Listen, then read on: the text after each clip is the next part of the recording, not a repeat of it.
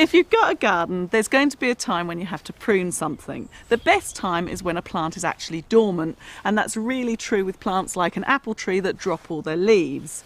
Use a good sharp pair of secateurs and only cut things with secateurs that are pencil thick, and cut above a bud with a slanting cut that slants away from the bud.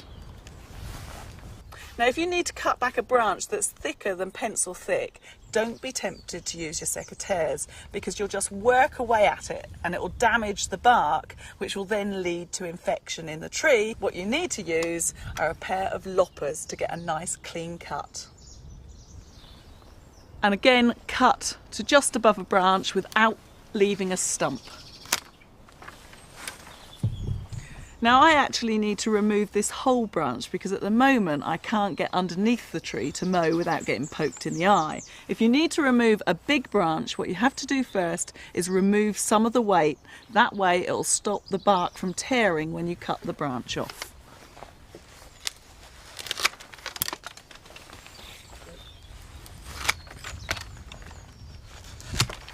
So that's got rid of most of the weight that's on the tree.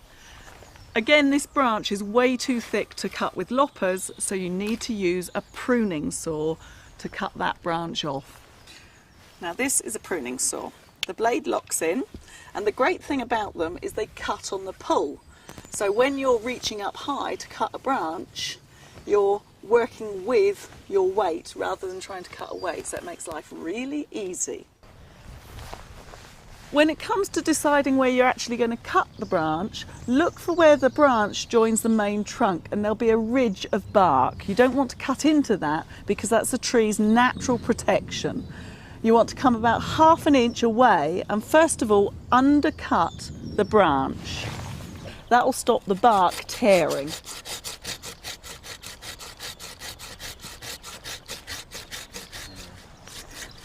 So once you've undercut, then it's a case of cutting from the top, and you want to support the branch as well as you cut, and you want to come slightly forward from your first cut.